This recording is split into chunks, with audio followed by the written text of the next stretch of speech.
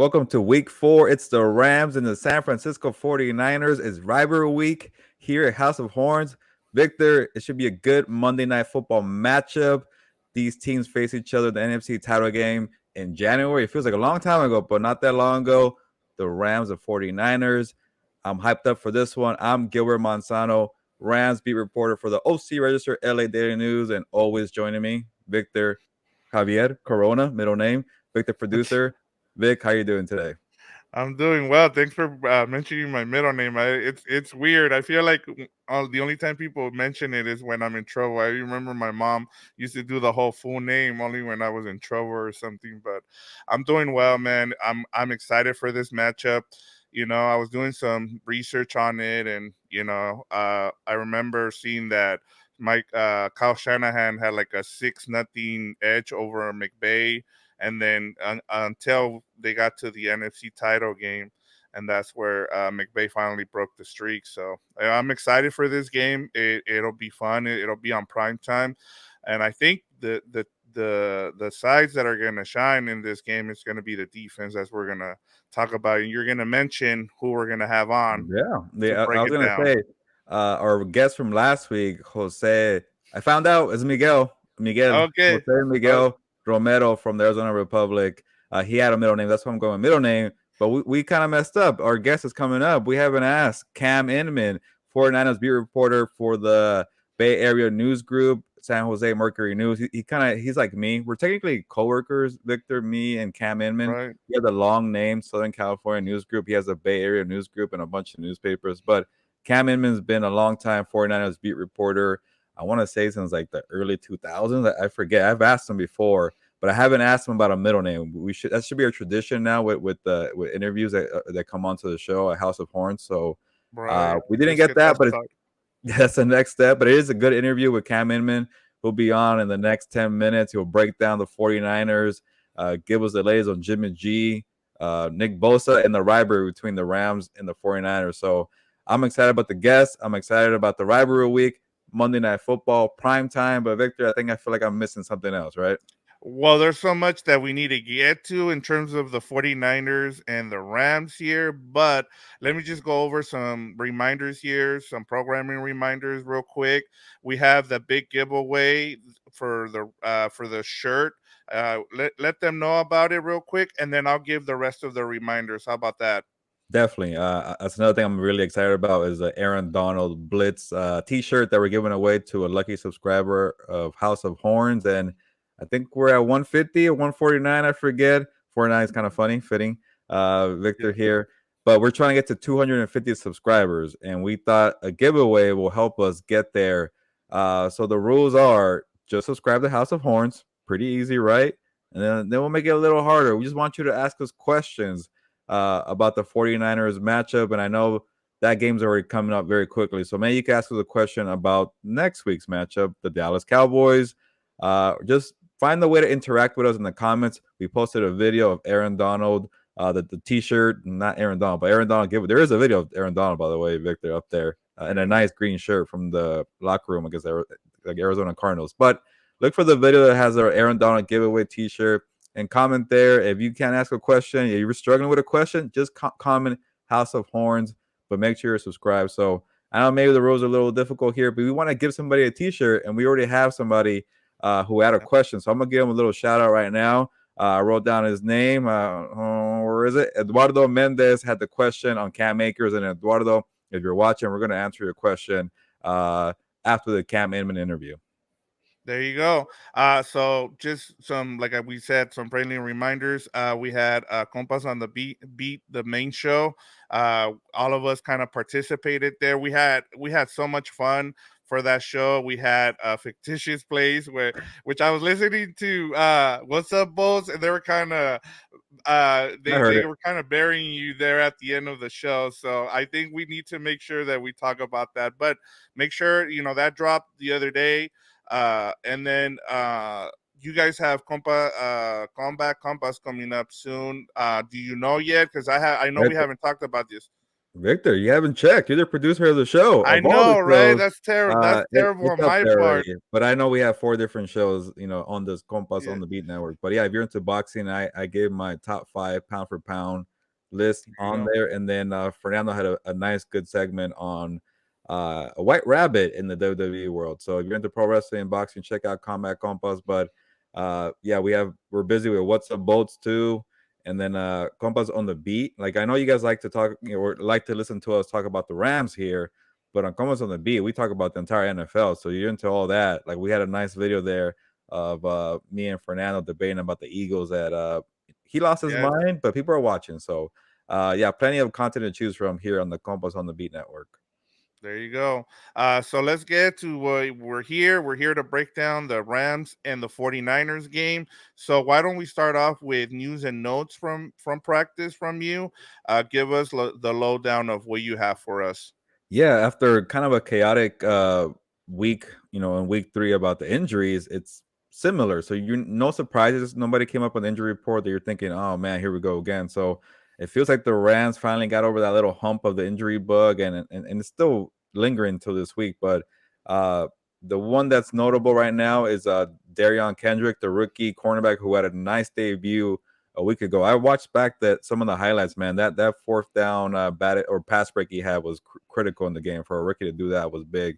But Darion Can Kendrick, I interrupt real yeah, quick? go ahead. Just I'm sorry, but I feel like I'm kind of cursing them because like I picked them as my the two rookies back to back games. I picked them as my players of the game, and I give them a 12 pack, and then they end up on Yeah, the injury report. So I feel bad about that now. So go yeah. continue on, Maybe Gilbert. I find just something wanted to else to point. give him, Victor. Maybe you're not the type of guy who hands out beer to people after games. I don't know. Maybe you can hand out your favorite, movie advice or movie to Yes, watch of the week. I don't know, but we'll figure it out, Victor. It's okay. You can still hand out beers, but good news for Darion Kendrick though. He isn't in the concussion protocol, but he did practice Thursday, which feels weird because Thursday is technically a Wednesday practice. So the first practice of the week, Darion Kendrick was out there on a limited basis, but Sean McVay pretty much said if he has no setbacks, he's trending great. He positively moving forward. We expect Darion to be out there on the field, and that's big because Kobe Durant, David Long, Jordan Fuller the safety, but Kobe Durant and David Long are cornerbacks, and all those 3 guys I just mentioned did not practice, so it could be a very similar secondary to what we saw in Arizona, and they need Darion Kendrick. Like imagine if Kendrick is not out there, like what else can they throw out there in terms of cornerback? So he's trending positively to play, and it could be DK and JalenRamsey. And the other injury note is Brian Allen, the center. I know Sean McVay was saying it could be a 2 to 4 weeks timeline. It's been over 2 weeks, so he was being a little, on the right. cautious side when he said that. So I don't think Brian Allen will be playing this week. So that'll be the third week for him. And then this one's kind of old, but Van Jefferson went on IR last weekend, and they keep saying that it wasn't a setback, but he's gonna miss what 7 games to start the year. That's not a good thing for Van Jefferson, but they needed the roster spots because of all the guys we're mentioning who were hurt. Like I started thinking, I'm like, I bet they usually have 6 guys inactive. I'm like, they're about to have 6 guys inactive because of injuries, and usually it's because they're a rookie or they can't play special teams. But that's why they put Van Jefferson on our IR. But yeah, it's kind of a same old feel. So maybe that's good news or bad news. I don't know, whatever way you want to take it, Rams fans. But the good news is Darion Kendrick is trending towards playing, but Kobe Durant, David Long, Jordan Fuller, Brian Allen, probably not.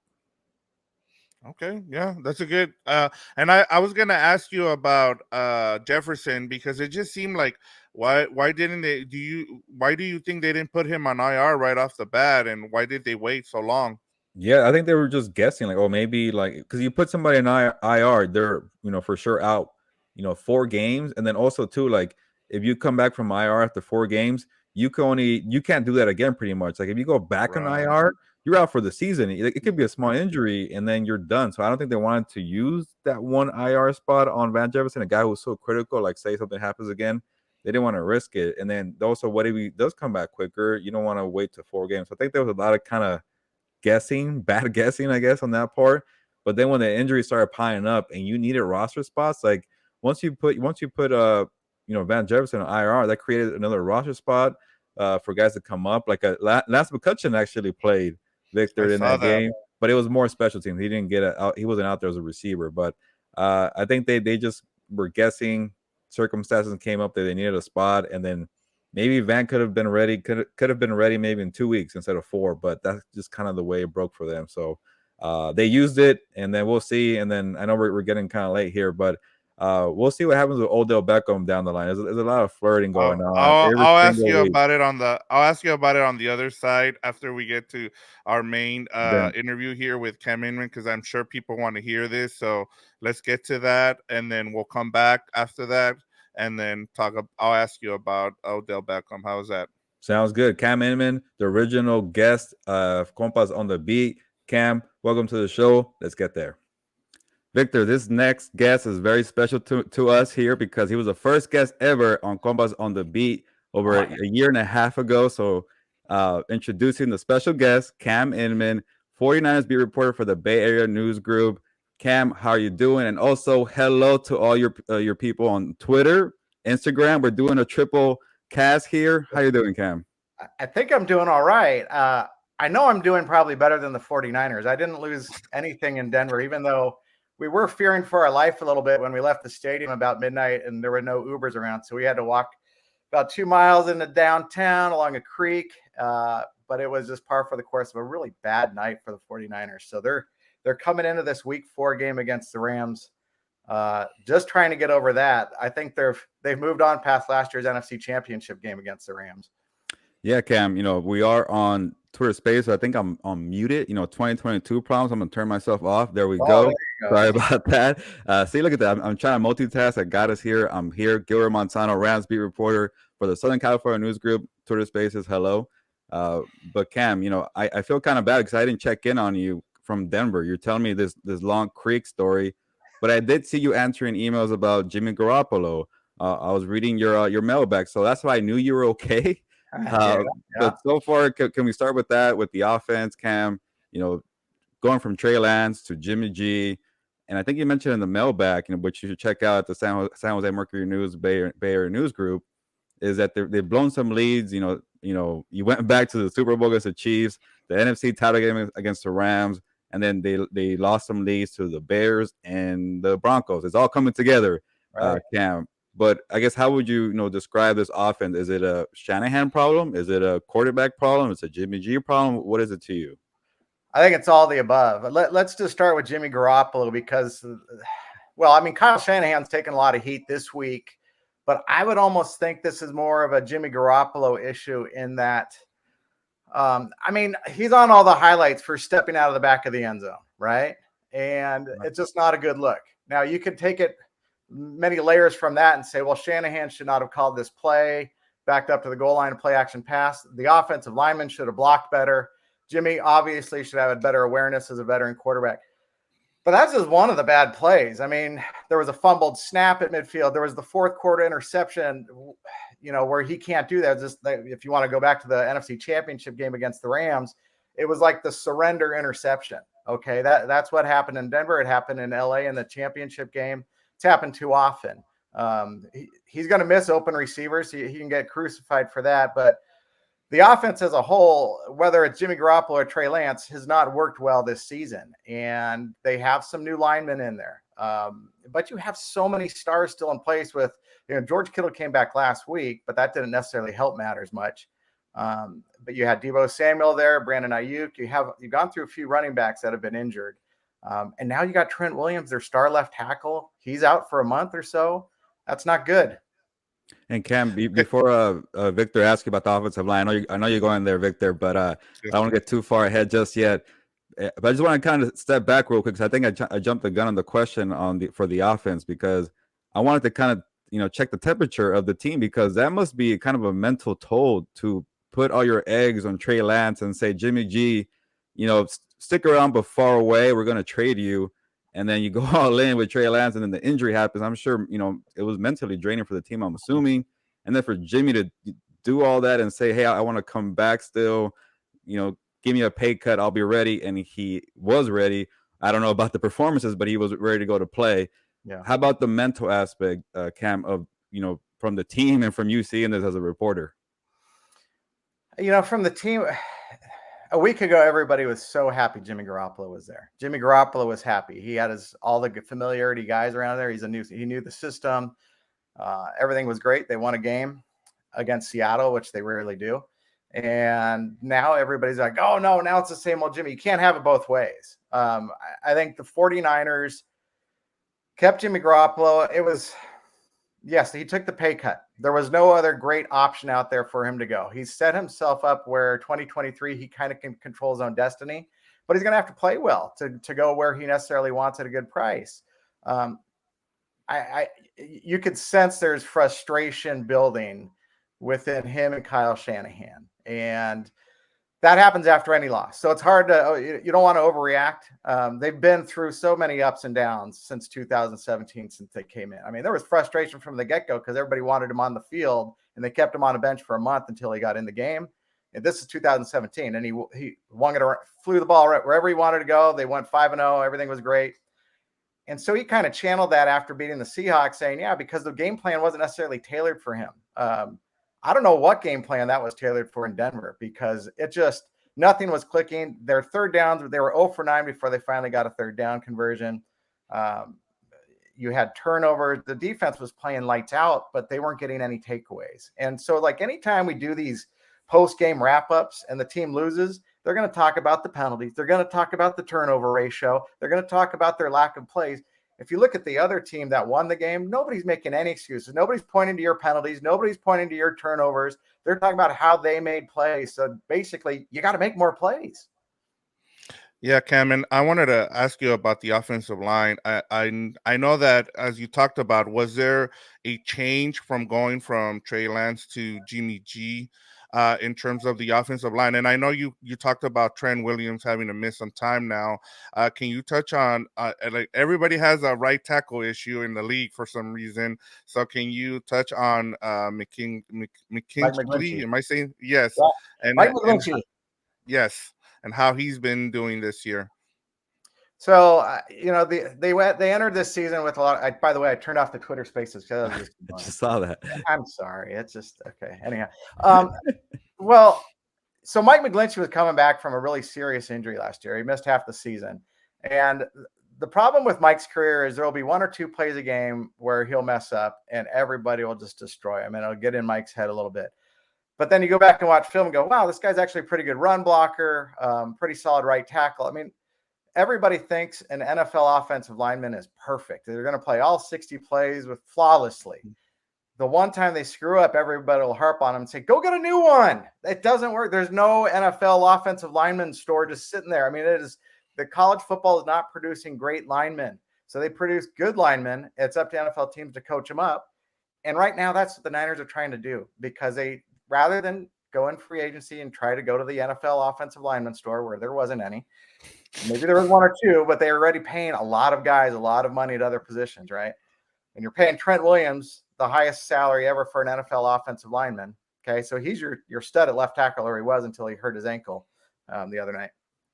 So you got three interior guys that are, they're young. Yeah, Aaron Banks was an All-American guard at Notre Dame. Boom, that should be okay. That should be NFL ready. He wasn't. So he wasn't playing last year. He's behind Laken Tomlinson. That's good. A lot of questions about Aaron Banks coming in the year. This is where we lose the audience because people don't really like talking about interior linemen, but it's important, right? It is. Banks has done really well this year. I guess he's pleasantly surprising. Right guard, they have Spencer Burford, a rookie out of that Texas San Antonio football powerhouse. But I like this guy. Okay. He came in and kind of surprised people as a mid-round draft pick. Was day one starter all the way through. But we'll get back to him in a second. Center, they lost Alex Mack to retirement. So they put in Jake Brendel, who's never really been a full-time starter.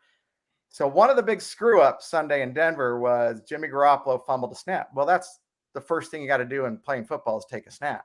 So it ruined great field position. Kyle Shanahan outed the reasoning for that yesterday, saying the whole offense went on one, and Brendel didn't snap the ball until he heard two. Okay. Hut, not good. So ball fumbled, center gets thrown under the bus. Great. Everything's as happy as can be in Santa Clara right now. So back to Burford, the right guard. That's the position, okay, where Daniel Brunskill had owned AaronDonald. Now I say owned because 49er fans think, oh, he's AaronDonald's daddy. Okay. If memory serves, in the NFC Championship game with a Super Bowl berth on the line, AaronDonald went right past Daniel Brunskill, was bringing Jimmy Garoppolo to the ground when he threw an interception. So, I mean, but for the most part, Brunskill played well against AaronDonald. It was like he neutralized him. Well, so did Kyle Shanahan's play calls to run the heck away from AaronDonald, right? That's what they're going to have to do this game, is make sure you're not going at AaronDonald, making sure you don't make the mistakes that are become, there's one or two coming with Jimmy Garoppolo, so you have to make other plays to offset them. Gilbert's going to ask you about all the sexy players on defense, so I just want to make sure I ask you about, and I want to make sure I say that his name right, is Talanoa Hufanga. Yeah, but yes, and I know he's getting a lot of comparisons to Troy Polamalu from Charles Woodson and others, and I just want you to touch on his story. Just give us some nuggets on him. And is he still struggling with pass coverage, or has he fixed that? That's a good question. Okay, so Talanoa Hufanga, I mean, you guys should know, USC product. Pac-12 Defensive Player of the Year. Was it still Pac-12? Was it still Big 12? Whatever it is. Anyhow, so Hufanga kind of he played so well as a rookie. They had to kind of get him on the field more and more as his rookie season was going on. And then Jaquaski Tart, the guy that dropped the interception in the NFC Championship game, he was now brought back as a free agent. So Hufanga slotted in there as strong safety immediately. He has played tremendous through 3 weeks. He has not been perfect. I mean, Chicago, they gave up 2 big pass plays where safety needs to be back there. There was miscommunication, may not have been his fault. But he's everywhere. He's all over the field, going to the ball. He's getting in the backfield. He's doing okay in coverage. D'Amico Ryan, the defensive coordinator, said last week that Hufanga is everybody's favorite player right now because of how well he's playing. Which is a lot to say when NickBosa is on your freaking defense, and so is Fred Warner. But Hufanga's got that. He's brought a lot of energy and electricity to that defense. So at every level of this defense, you have a stud. And Hufanga's approaching that stage. He's still young, still untested. And they've got some veteran cornerbacks now in Charvarius Ward and Emmanuel Mosley to help him out. Jimmy Ward, their stud-free safety. He's out this game. This will be his 4th game he's missed on injured reserve with a hamstring injury. So Hufanga's kind of held it down back there with Tashawn Gibson, former free agent that they got off the market who didn't participate in camp, but he's looked pretty good. So did I answer your question about Hufanga? I mean, he's everywhere. Yeah. He's energy. He's great. Yes, he's getting the Troy Polamalu comparisons because of the hair. And he's actually, I mean, he says, Polamalu was his idol, his mentor, and he helped train him before the NFL. So there's a logical link there. And he's a really pleasant guy. He gave one of the most, how can I say, humble press conferences upon being drafted, just about being grateful. And I think a lot of times in this profession, people are very entitled, think they've done their work and they deserve all this. To this day, he's extremely humble and grateful, watches a lot of game film, and he attributes that to his father, to Vita. And it was kind of cool to talk to him about that at his locker last week. And it's one of those really cool NFL stories of a guy that had to work his way up. But I mean, it's still very early in his career. Cam, just curious, are we still on IG Live at least? We're on IG Live. There we go. We got a few people watching. There we go. We lost Twitter Space, but we got IG Live. So thank you for sticking around. Thanks for checking in still. All right, there we go. We're back. I wonder if people are saying, hey, this audio is terrible, but I'm still watching. So we appreciate it. Better, hey, better than the visual of me. So I'd rather hear you guys anyhow. So. Well, hopefully they're enjoying this conversation, Cam. They can watch my desk. How's that? They can try to see what I have around. Yeah, you get some good credentials and a good picture over there. I like it. All that stuff, right? You can try. But I also don't appreciate, Victor calling me out. They only care about the star players.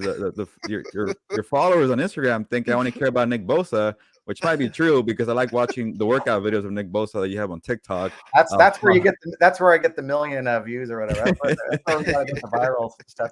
But hey, now that you bring it up, let's talk NickBosa, because there you go. The guy, I mean, he's getting a sack a game, right? He has 4 sacks for 3 games. I said this last Sunday night game was going to be the NickBosa game. I said this was going to be the showcase that puts him out there for the national audience to realize he should be the NFL Defensive Player of the Year. But he only got 1 sack, and Russell Wilson rallied in the 4th quarter like he always does against the 49ers. So the great thing is Nick is healthy. I mean, he is the epitome of what a pro football player machine should look like. The guy is relentless. He's always on the field. And he's going to be a problem for MatthewStafford. And I think Nick is hungry to atone for last week that they didn't finish off the game they wanted to. He's got a pretty good sporting cast around him. So it's not all on Nick, which that's going to help boost his cause. But I mean, I've covered this team for over 20 years, and you just know when you see that's exactly what you want out of a football player, a Frank Gore, a Joe Staley. DeForest Buckner was like that when he first came in, and Bosa, he's there, man. This guy it's hard to take your eyes off him on the practice field and in the games. It's if you just isolated him every time, you just to see, wow. A lot of problems though. The offensive linemen are get away from hold. They hold him a lot. They'll put choke holds on him underneath his neck. And Niner fans will take a screenshot of that once a week and they'll post it up there and say, "It's not fair." And it's just the way it goes in the NFL. And Nick doesn't complain. Like, to Nick's credit, he will never complain about being held. Well, I got one extra NickBosa question, but more of like the overall of the, the front, the pressure of the pass rusher. And real quick, I feel like AaronDonald and NickBosa should have like their own like podcast or YouTube channel of working out fitness with the edge rushers or the interior defensive lineman, whatever. That'd be fun to watch. But overall, how about the entire kind of the defensive line, the edge rushers? Because when you attack MatthewStafford with just four guys, you don't need to blitz. And when you have NickBosa, you don't have to blitz. So it tends to go bad for MatthewStafford. And the offensive line is really shaky for the Rams. Or like I keep telling Victor, they're down to the third string right guard. They don't have their center. So it could be a long day for Stafford. But how do you see that matchup playing out so he's not always going to Cooper Kupp and Allen Robinson and Tyler Higbee? I don't see why he wouldn't want to. It works. I mean, for years it's been the Rams' Achilles heels that they don't have any good offensive linemen. And, the Niners won 6 consecutive meetings against them to that NFC Championship game. So they know how to get to him, right? And kind of just diffuse it the best way they can. So, I mean, aside from Bosa, let's start on the opposite end. They have Samson Ebukam, former Los Angeles Ram, right? The guy was always good for 4.5 sacks for 3 straight seasons. And the first third down play this season, he got a sack. And it's like, okay, he's dialed in. It's a contract year for him again. He wants to get going. And then each of the last couple of games, there's a sack will slip out of his hands. He's quality. He's fast. He's not a bigger guy. But they have a really deep defensive line rotation. That's what makes them one of the best defenses in the league. I mean, Denver took bragging rights Sunday night saying they were the best because they allowed fewer points. Actually, they didn't. They allowed 10 points. The Niner defense allowed 9 and plus a safety on Jimmy G. Anyhow, okay. So besides that, the other guy on the defensive line you got to look at is Devon Kinla. Is their first round draft pick a couple years ago, had ACL surgery last year. He's come back. He is what was the term somebody used in training camp of just a mutant. It wasn't very complimentary, but that kind of, the guy's huge. Okay. He's he leaned up. He's got a mean streak to him. He has not been producing on the stat sheet, but he's been very good on their run defense. He wants to get to the passer more. A passer that's going to stay in the pocket like MatthewStafford is very good for him. Eric Armstead, their other captain and defensive tackle, he missed last game with plantar fasciitis.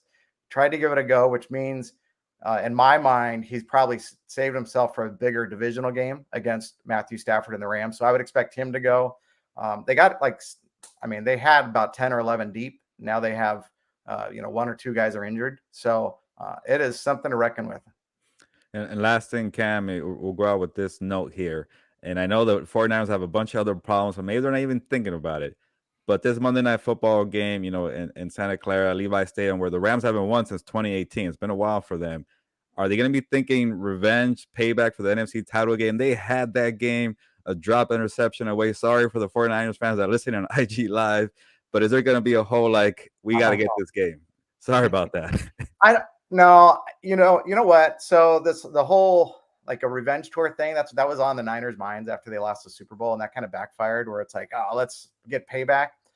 You just can't look back in the NFL. And if the Niners are looking back, they're looking back to Denver and seeing what a disastrous offensive game they played. And then the defense is probably going to get frustrated that they played a great game, just like they did in the opener, and the offense couldn't do their part. So the only part they're going to look back on the Rams is just knowing that they beat them 6 times. They should have beat them in the NFC Championship game if they made the right plays. They didn't make the plays. They have no excuse. So the Rams won it fair and square. They've changed personnel a little bit. So have the Rams. That's the beauty of the sport. It's like you can move along here. So, I mean, there will be as many 49er fans in the house at Levi's as there were at SoFi Stadium. As usual, it'll be red, packed house like that. So, yeah. But primetime game. It's a way to kind of rebuild their reputation as an NFC contender. Because I mean, guys, right now, look around that NFC. I mean, Philadelphia Eagles are the only 3-0 team, right? They've looked good. I don't have full faith that they're going to ride it all the way through. I think I came into this going the Niners and the Rams have as good a shot at anybody. I mean, obviously the Rams because they're defending champions. So, but then you have Tom Brady, and then there's usually one or two other teams that crop up. I didn't buy into the Green Bay Packers because I've seen them too much, and I've seen them in the playoffs, and their defense is playing okay, but I just don't have a lot of faith right now in the offense around Aaron Rodgers. And I picked Minnesota to win that NFC North. Wow. So, but then again, I also picked the Niners to win the NFC West, and they're 1-2 right now. And they're behind the Detroit Lions on the waiver wire today, so or ahead of them. That's not good. Well, Sir Cam, you dropped the knowledge and plenty of football left. Who knows what's going to happen at the end of the year? But this first matchup between the Rams and 49ers should be fun. You are the 49ers beat reporter for the Bay Area News Group, Bang, San Jose Mercury News. Cam Inman, thank you for dropping the knowledge and making history again, because you were the first guest on COMPAS on the beat. And now this is the first time that we've ever done 3 streaming plays at one time, IG Live, Twitter Spaces, and on StreamYard. So, or YouTube, I guess. Maybe it could be 4. Who knows, Cam? But thank you for the time, man. Okay, guys. Thank you. Appreciate it. Victor, sometimes I feel like I'm a guy who's in a rush. I can't slow down. Maybe I talk too fast and I'm just moving at 100 miles per hour. But then we get our guy on, Cam Inman, who was like, hey, we'll come on your show right now, House of Horns. We'll go on StreamYard, YouTube. But can I get a Twitter Spaces going? Can I get an Instagram Live? And I'm like, man, I felt overwhelmed. But Cam Inman is a pro, man. Definitely check out his work on TikTok, Instagram. Like, this guy has 80,000 followers on Instagram, 58,000 followers on Twitter. So I don't want to say Cam Inman's age, but man, this guy's a youngster out there in the game, longtime vet, beat reporter, and then also doing the grind on social media. But Victor, Cam came on the show to talk about the 49ers, and I think we're now well informed after the interview. No, we are. There was a couple of questions that I wanted to ask, and I wanted to make sure I got them. The offensive line was key for me because of everything that I saw against the Broncos, and then Talanoa Hufanga was the other guy that I wanted to make sure that I got a question from him. So, and he gave us some great answers. And the other thing I took away from this is that man is a content king. Like, he knows how to get content out there, and so it was great to see him maneuver everything. And it was a good, like, as a producer, like, it's something that it made me kind of be like, okay, I can use some of this, and now I can throw it to you guys and see if you guys would want to do something like that. So yeah, it was awesome to see that. Yeah, I don't know how Cam Inman does. It kind of makes me feel like whenever I'm complaining about how many things I have to do, I should probably be quiet and think about Cam. Like, what will Cam Inman do in the situation? Will you make that TikTok at 11 p.m.? What do you make that YouTube live? What do you make the IG live? Most of the time, Cam says yes. Yeah. All right. Let's get to let's segue over to before we start with players to watch. We did leave before we got to Cam about Odell Beckham. Just briefly to tell me what the latest is with Odell Beckham and the Rams. Yeah, I'm sure a lot of people are wondering what's going on with all this flirting with Odell Beckham, and that's pretty much what it is. It's not really like an update, but it's just like the more they keep talking about it, the more okay, when is this gonna get done? And I think last week JalenRamsey spoke to us on Friday, and Gary Klein from the LA Times was like, hey, last time you played in Arizona, Odell Beckham had a great game. So Jalen started talking about, yeah, Odell was great in that game. And then, but he's like, he kind of slipped it in there. By the way, Odell Beckham come back. So they want every opportunity they have to say, Odell, we love you, want you back. They're using it. But then I saw Odell responded to somebody who mentioned JalenRamsey's what he said in the podium. And he's like, yeah, I want to come back too, man, but I'm not asking for much. So that lets me know it's a money thing, and good for Odell, man. Like, he's using his leverage. He's a great player, and this could be like a whole full segment, but I'll cap it here. But they really miss Odell Beckham's down the field threat. Like, you don't really think about Odell as like a burner, but he just makes plays down the field, and they're missing that whole aspect because Cooper Kupp is great intermediate, route runner who'll get you to the 10, 20 yards, but he doesn't get you to the 30, 40. Same thing with Allen Robinson. It will get you the jump balls and all that, but the deep kind of plays is Odell Beckham. So I think they're waiting for him to get healthy. And they're like saying, like, hey, I know the Cowboys need people, the Packers need people, the Buccaneers are always looking for people. And they're just saying, hey, don't look that way. Be loyal to us. But that's up to the front office, Victor, for the money stuff. No, and you set me up here as a players matchup to watch, because I'm gonna go first here, just going off of what you just said in terms of what they miss. And this offense looks really stagnant. They don't, they're missing, like you said, we talked about Van Jefferson. He's now on IR. They don't have Odell Beckham Jr. The other guy, Allen Robinson, isn't getting the ball, and for whatever reason, he just looks slower. Like, I don't know what it is. He just doesn't look the same like he did a few years ago. Maybe the injuries have caught up to him, but they need someone right down the middle. And I think the matchup for me, it's Cooper Kupp against Charvarius Ward here. I think we need to see a little bit of extension and separation, I should say, from Cooper Kupp, because we didn't see that much in the game against the Cardinals. And that's where I'm going to go with my player matchup to watch, is because I want to see a little bit more separation, and maybe that gets the offense going for the Rams. And so for me, that was the player matchup that I wanted to see, because I need to see a little bit more from this offense, and I think it starts with Cooper Kupp. What about you? Yeah, I want to just touch on what you said real quick, because it's funny to me how, like, in training camp, and I think I already said this before, but I'm so annoyed about it. Remember when they were considering 7, 8 wide receivers? Like, this position is loaded. They're gonna get 8 receivers because they're so good, and then like only maybe one is just contributing is Cooper Kupp, obviously, and then obviously it's still early for Allen Robinson. And by the way, like, my story is gonna come out. This story is gonna come out, I think, Saturday, and it's pretty much the Rams offense against that 49ers stout defense. And I'm setting myself up here, but I spoke to Allen Robinson one-on-one in the locker room, and usually kind of Allen Robinson plays a little safe, because I think he's used to the Chicago media, like, really like going after you, poking at him, right? Yeah, and he's programmed to say kind of like safe comments. But when I got him one-on-one, he started opening it up. I'm like, and he was dwelling on certain plays, like, man, we almost had that one, we had this one. So obviously they're still trying to figure out that adjustment phase. So you're on to something there, Victor, with the whole Cooper Kupp thing, because like if Cooper Kupp is not doing his work, usually it could go down the wayside very quickly. So it wasn't the best Cooper Kupp game last week, but he had the rushing touchdown. He still made an impact, and this guy's such a great blocker that he finds ways to contribute.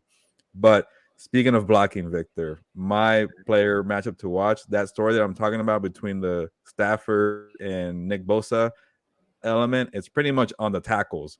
Rob Havenstein, the right tackle, and left tackle Joe Noteboom. How do you deal with NickBosa? And there's Eric Armstead too, and to deal with, Victor. And with the whole injuries here, it hasn't been an issue on the offensive line the last 2 weeks, because Ben Skoranek has stepped up as a fullback wide receiver. Okay, that's another guy's contributing. It's not as a receiver per se, and he got 66 receiving yards, Victor. And shout out to that guy, because a lot of people, when they were dealing with the roster, camp battle stuff, like, people kept saying, why is Ben Skoranek going to make the 7 or 8? Put somebody else on there. Now we know why. But Ben has been helping out with the banged up offensive line as being an extra blocker, and they're really built out by Cooper Kupp being a great blocker too. People don't give enough credit, I feel like. Hopefully my wife is not down, Victor, because I see the little bars here. But in terms of that, when they played the Falcons, it wasn't NickBosa, Eric Armstead. It was Grady Jarrett and some guys, and so they got by. And then last week against the Cardinals, like, JJ Watt, this hasn't been the real JJ Watt, and there's a reason why the Cardinals only have 1 sack going into that game, because the rest of the front hasn't done much. So they've gotten by against these fronts that lack some depth. That's not gonna be a thing for the 49ers. They got a bunch of dudes, man. And when I was talking to the tackles, I spoke to David Edwards, the left guard, and I spoke to Rob Havenstein, the right guard, in the locker room, and they kept just giving me names after names. I'm like, okay, I'm gonna start looking in that film of this guy. Like they know Yeah. how deep this 49ers, front is. So and even the linebackers are great too. So Yeah, that front seven, man, and which I'm gonna talk about later, like in some of our other segments. I mean that front seven. I mean there's no holes in this defense at all. Like I don't know where you attack them, but I'll get to it. But I just wanted to kind of go yeah. off of what you were saying. Yeah, they're loaded, man. And pretty much, I don't want to give away my whole story, but it is one of my matchups to watch. Like they're gonna have a long day with those guys, and especially Nick Bosa playing out his mind, which he usually does. But the pretty much all ended with this. MatthewStafford was just saying, like, we got to be creative. We can't be predictable because they're gonna come at you with constant pressure. So we'll see what they do. But check out the story for a little more insight on the OC Register LA Daily News website. Plug. Yeah, there you go. No, and you know you're right on it, man. Because like it keeps going. Like even Cam Newton talked about Kinlaw right up the middle, man. That guy is huge, and like he's finally kind of living up to that potential of what they wanted to see it when he got drafted in the first round. The So one that's blogger called them out, Victor. That's why. yeah, exactly. Yeah, I saw that. I didn't want to get to that too, but yeah, like that guy blew up too. But yeah, no, and there's other guys like I think his name is Brian. I forget his name. He had a sack against the Broncos, and they don't even blitz, man. They don't even need to blitz. That's how good they are. But let's get to our X factors for this game. Do you want to go first, or you want me to go first? Okay, I could take this. I was just putting up some stats real quick here, Victor, because for my matchup to watch, I want to answer the question from Eduardo, who we gave a shout out at the beginning of the show. And Okay. Eduardo, man, you're on it, man. You watched the video. I know it was 3 minutes long, but he watched, subscribed, and gave us a question, and he's officially entered in the AaronDonald giveaway. It's kind of funny to say it's only been one person, but you're in the lead, Eduardo. Yeah. And the question was, will Cam Akers get 100 rushing yards on the San Francisco 49ers? And that's going to be very tough to do.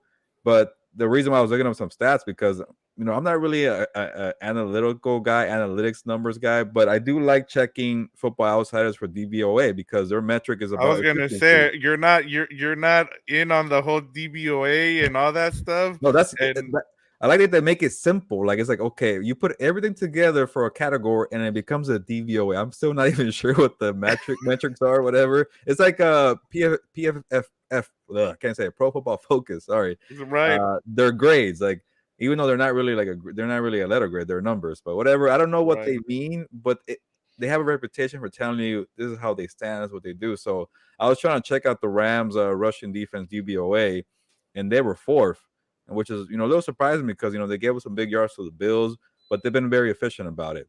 And then just a spot ahead, number 3, San Francisco 49ers are third in Russian defense DVOA. So it could be a long day for Cam Akers and Darrell Henderson overall to get 100 yards.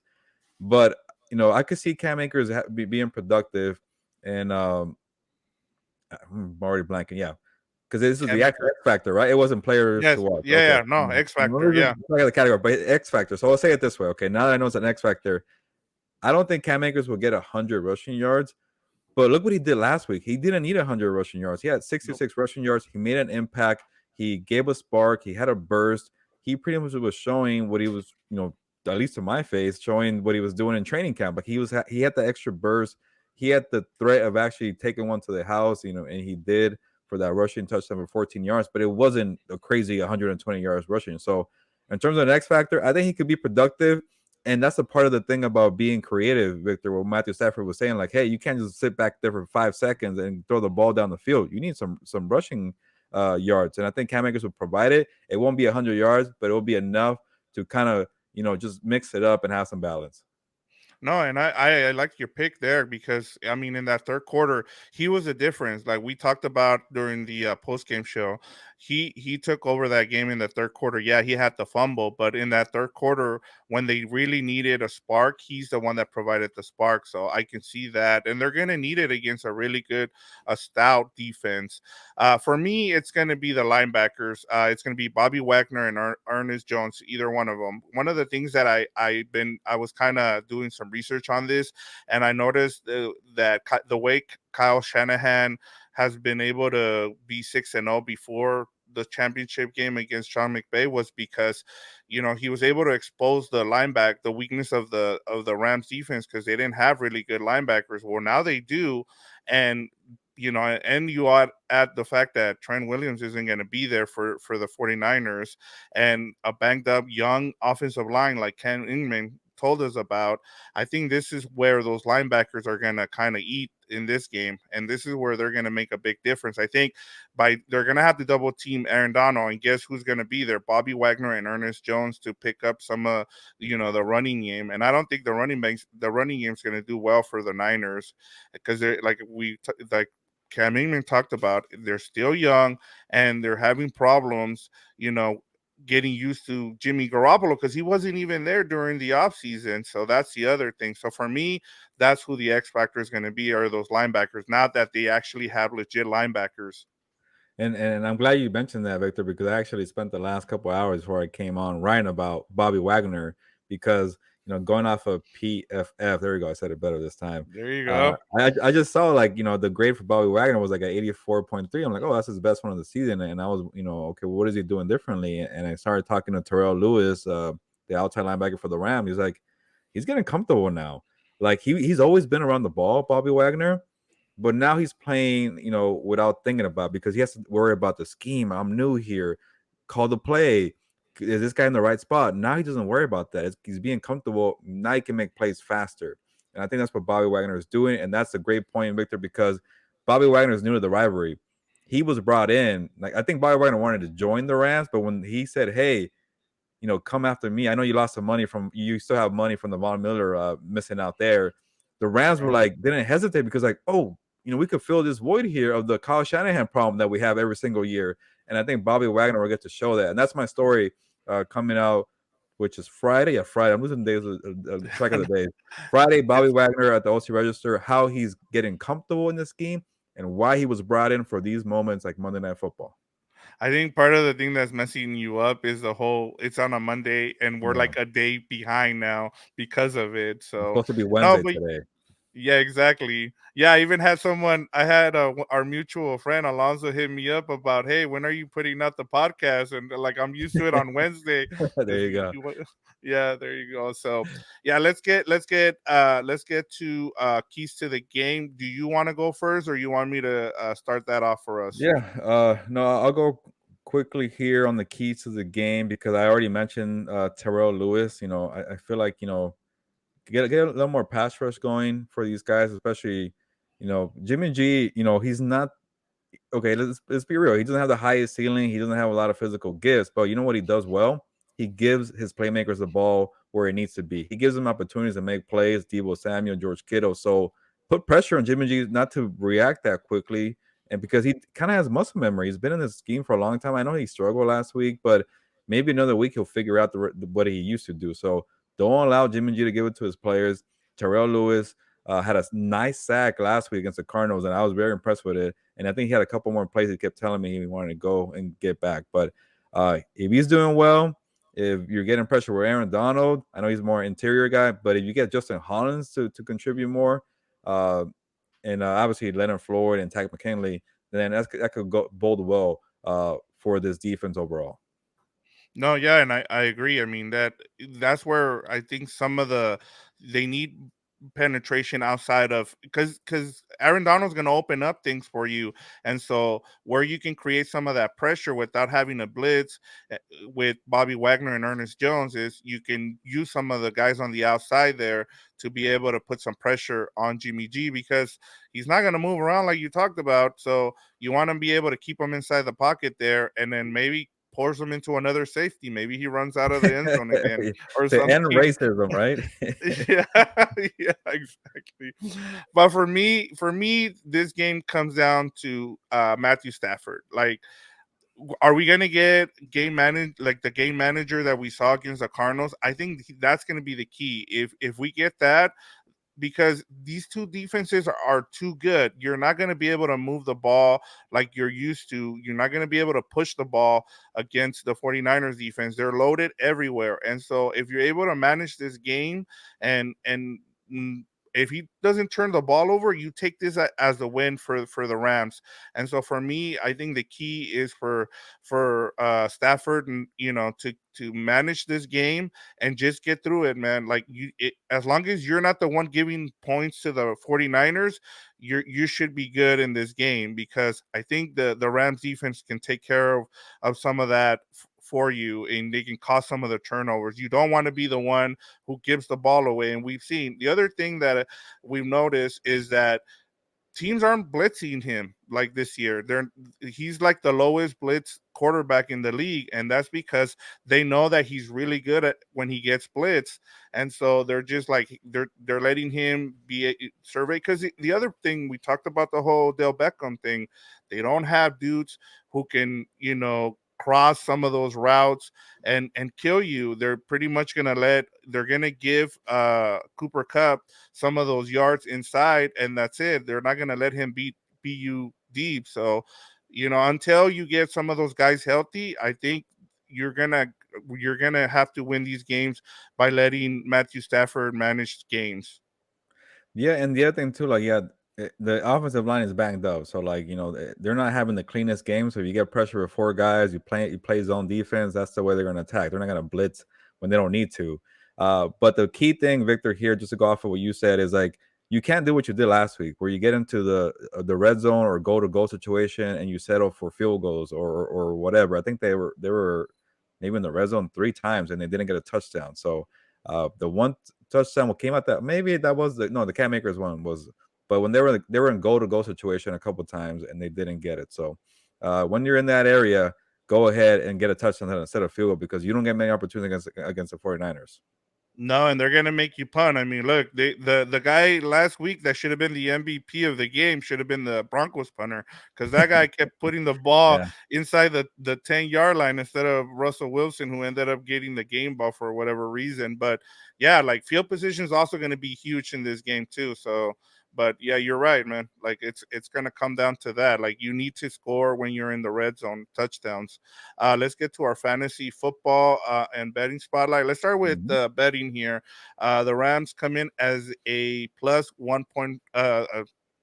The Niners are at 1.5 point favorites, so I just put the plus 1.5 for the Rams, and then the over under. Like I said, even Vegas thinks there's not going to be many points scored because the over under is 42, and then if you bet on the Rams, you're at plus 102. How are you betting this, or how would you bet this game? I want to say we both got the over wrong last week, right? It was an under game. It was pretty low scoring. So we beat the spread though, at least, so that was good.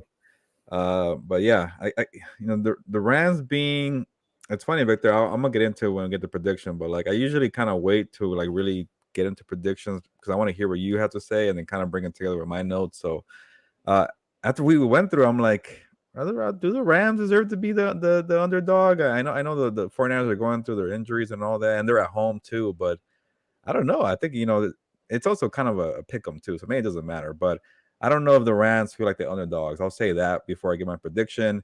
And yeah, I will probably go the under here because these teams like to play like this gritty, old school dogfight rivalry. So yeah, maybe the under is here gonna happen.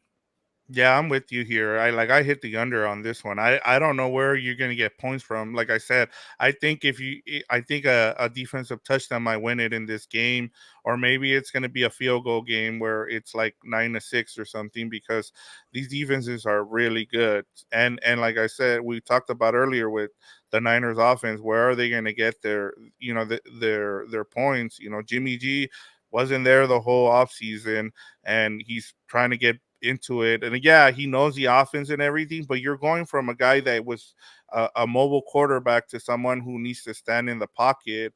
And then you're bringing in new linemen. So for me, it's gonna be I'm gonna hit the under here, and then we'll talk about our predictions, and we'll talk about. But I mean, it just seems weird here that the Niners are the favorite by only Yeah. 1.5. You would think it would be at least 3 points because you get 3 as a home team. So it Yeah. seems more like they're giving more respect to the Rams than they are the Niners here, That's which true. is Yeah, kind of it's only yeah. 1.5, and then you get 3 already. So you're right. And then the whole Trent Williams thing, you would think with that, you would think the Rams would be for sure a minus here.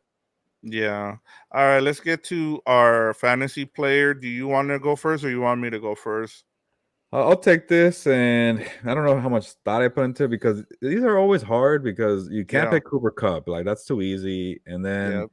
you try to kind of switch it up. You don't want to pick the same player 2 weeks in a row. But you know how Allen Robinson had a stinker the first week, came back and did well the second week. I will say he has that same theme, a clunker in week 3, and he'll come back and have a nice performance in week 4 for Monday Night Football. Allen Robinson is new to the rivalry, man, so he's gonna be probably excited to contribute. And he's someone you can throw the ball down in the end zone, like for jump balls. I can see that, so he's a good option for me. Honestly, I'm taking the way out here. I'm picking the Rams defense. Like, Hey, hey, get your points here because you're not. This is the best way you can go if they're all available and stream. Go get them right now, which I doubt. But yeah, you're going with the Rams defense at this point because there's not that many options here. I mean, like you said, we can go Cooper Kupp, we can go, Cam Akers, Darrell Henderson. But for me, the easy way out here is taking the Rams defense in this situation. I like that. Yeah, let's go to game predictions.